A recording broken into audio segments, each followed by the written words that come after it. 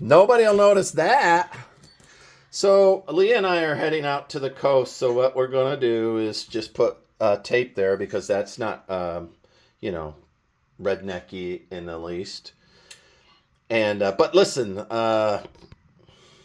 ultimately this is my fault because I showed a weakness to the cosmos, and the cosmos doesn't respect weakness. It will victimize you. The world is a vampire.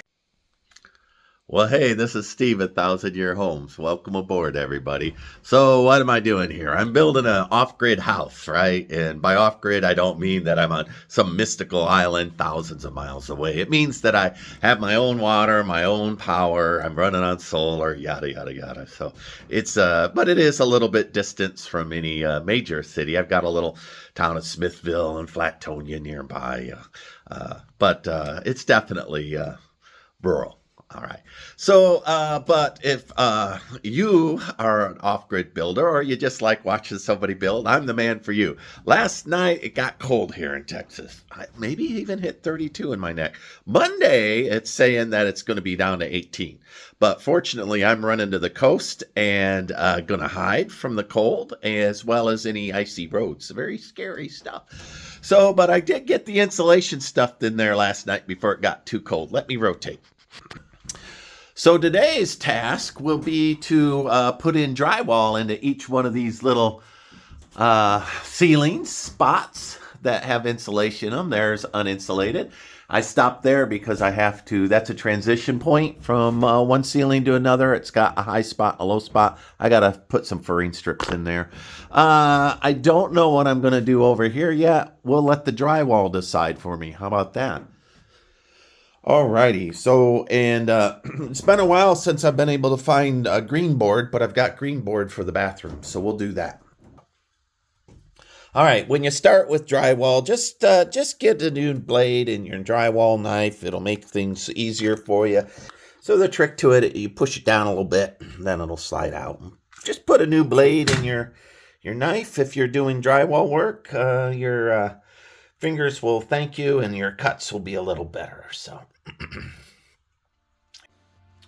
So in my neck of the woods, I was looking for 3/4 inch Greenboard and couldn't find it. So I don't know if they make such a thing or not, but I prefer 3/4 inch.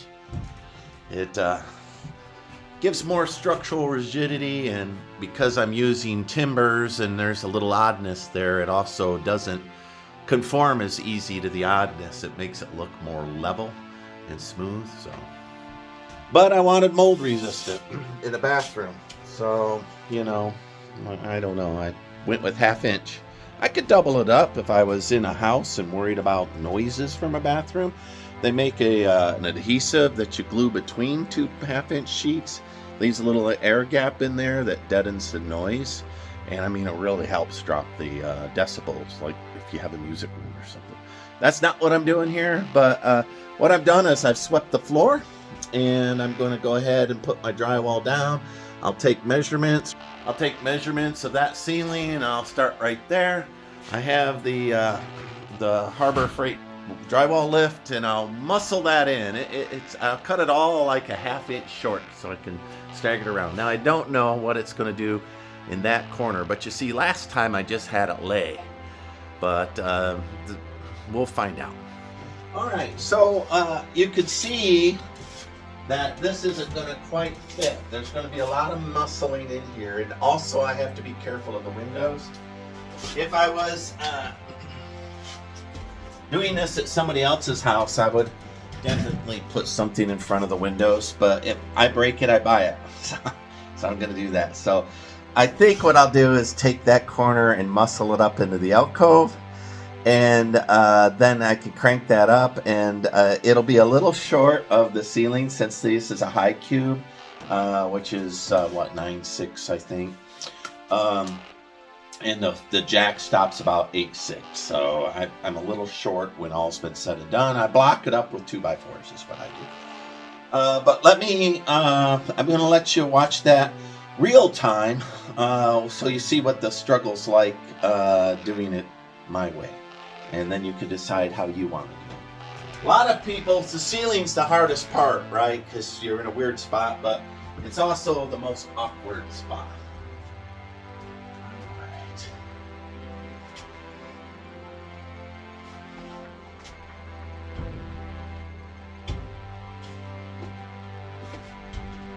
And drywall's always better with two people. Always better with two people. I'm gonna do that. Take this.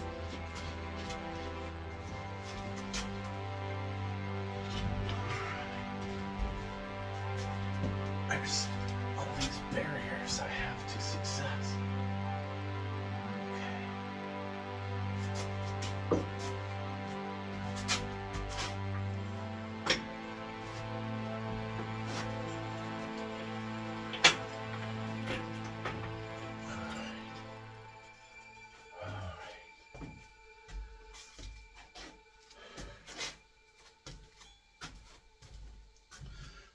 So now I'll move you up in here and show you the challenge that I have here. Rotate.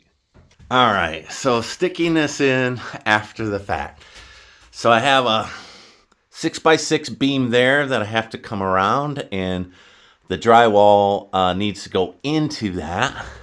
Then I have this closet, and I have to get up in there. Eventually I'll trim it out so there won't be exposed anything. But I have to get in there. So it's all wedged and weird. This is nothing but fighting, and each one's different. Well, you know, that might be similar, but so it's a learning curve each time. So that's part of the struggle.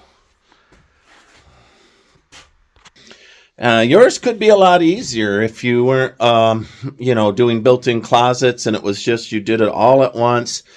What I would recommend is you do the ceiling. And then you could do the walls for a couple of reasons. One is then the drywall would be up against the ceiling, which would give you the support along the edge. And the other thing is doing the ceiling after the walls you'll have things in the way. And there's a weird little notch on all of these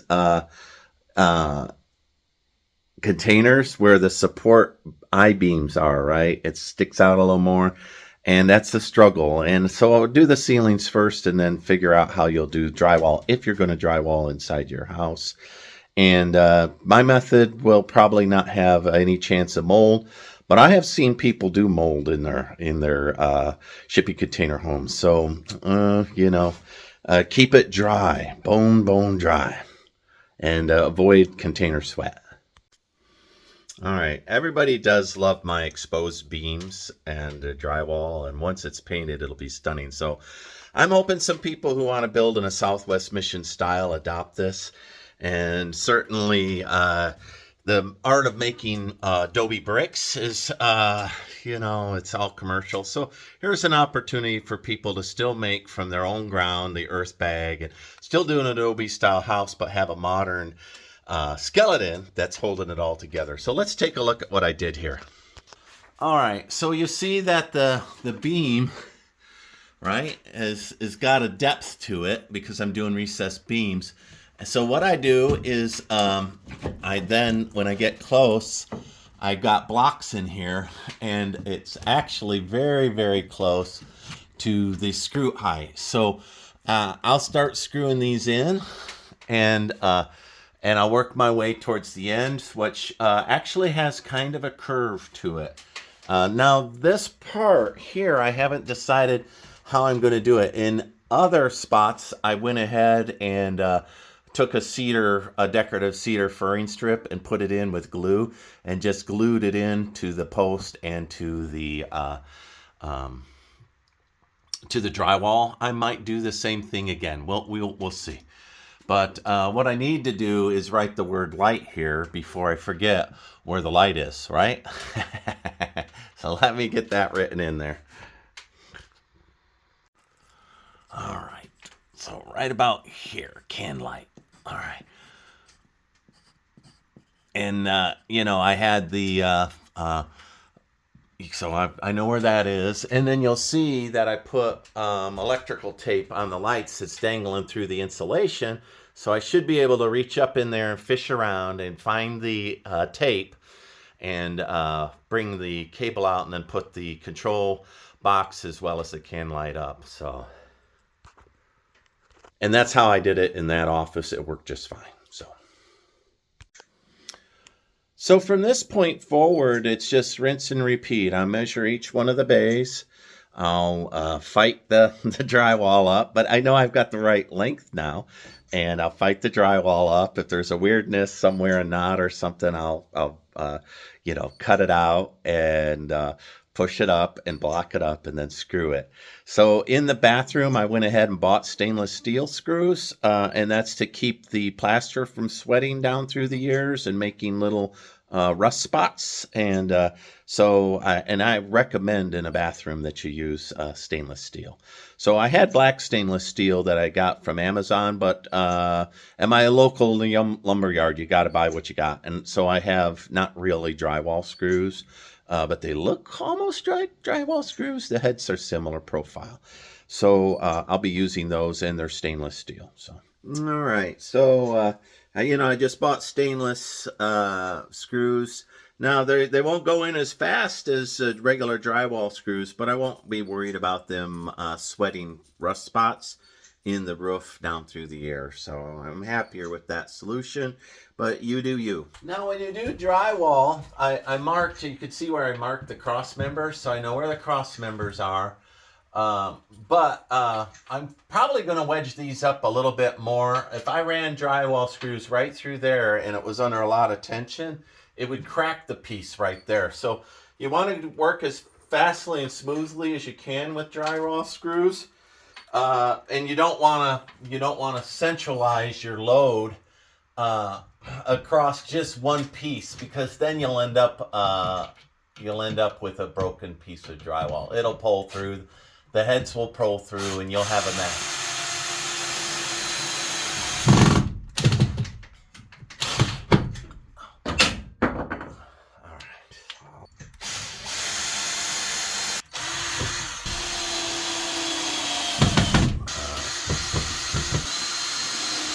Now, some of these I'm going to have to walk out and walk back in to get them tight enough.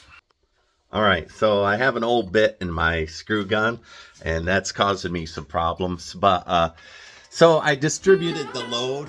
I've got a few in there, and I tore that. You don't want to tear if you can help it. That one will need to be walked out, walked back in. But you could see that the load would have torn through if I wanted to distribute it. And so let me get a few more in here around there, and then I'll double check. Make sure that everything's tight and it feels tight, and then I'll pull the jack down and I'll head towards the ends and get that all done.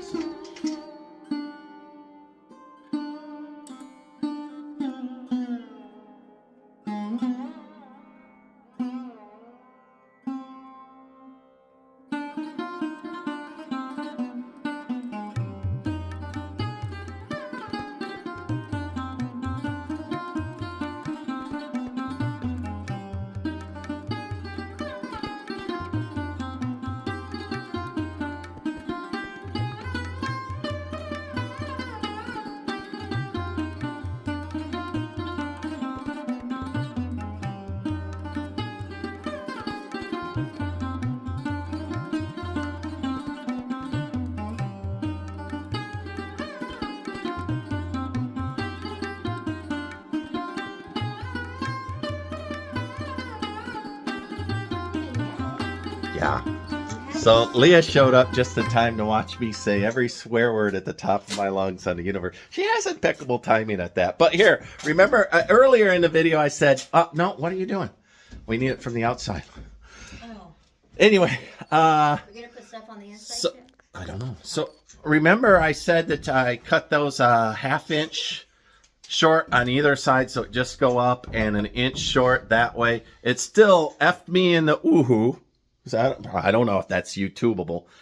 Jammed up, and then the board that was holding it went all the way, missed all of the supports, and rotate. Knocked a hole in my stained glass window. Oh, but look, you still have the pieces. See? Oh, there. Nobody will notice that.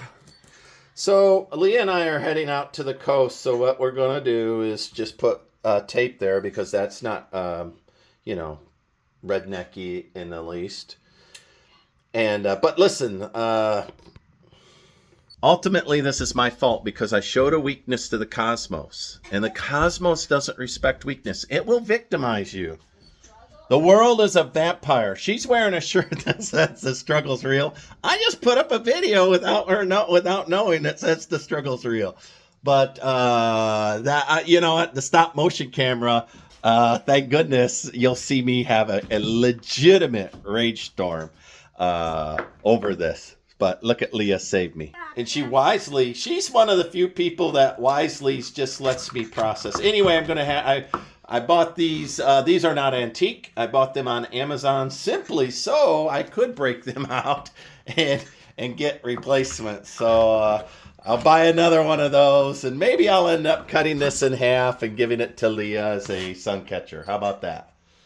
That would work, Leah. I could get my angle grinder and cut it and give it to you as a sun catcher. Or, I could use it over here in the corner where I'm short. So, look at me. You make lemons in the lemonade. Oh, my God. Why can't drywall just go up? I mean, I did. I cut it a ½ inch short. You've heard me in the instructions say that. As well as an inch short that way. So it should have just gone up. But instead, it snagged, bound up, and then things got real. Anyway, doggone it, man. I can't. Words alone. There's a happy me now. But oh my God, there's two Steves. The two wolves. The one this guy that's as happy as that. The opposite me is just as enraged. In fact, I don't see my pupils. I'm still this close. All right, let's finish this job. I got one more drywall. Shoo! While I'm thinking of it, I got one more piece of drywall. Right there. We should start betting if I'm going to break that one or that one out. What's your wager? Oh, look how good that is. Don't jinx it. It is what it is. This is the second stained glass window I've broken out in this construction project.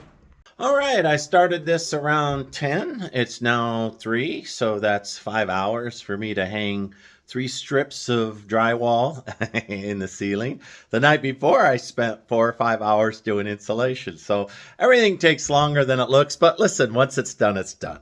And bonus for those of you who bet I would break something, I did. I broke that out. Extra bonus and I'll probably leave it in. You could find in the stop motion where I lose my cool over that. And I do. I lose my cool. So let's see. Poor little Leah. She always shows up right when I'm freaking out. So, I don't know. It's just who I am, I guess. But anyway, I do have this all done. Looky up there. Doesn't that look nice? Huh? Oh, I think it does. Let me rotate. Now, even though I cut it short, you see that I still managed to break some corners, and the other one looked like this too. So once I chase it with plaster, there'll be a trim piece in there. I haven't cut it out and designed it yet, but it's something decorative, I think.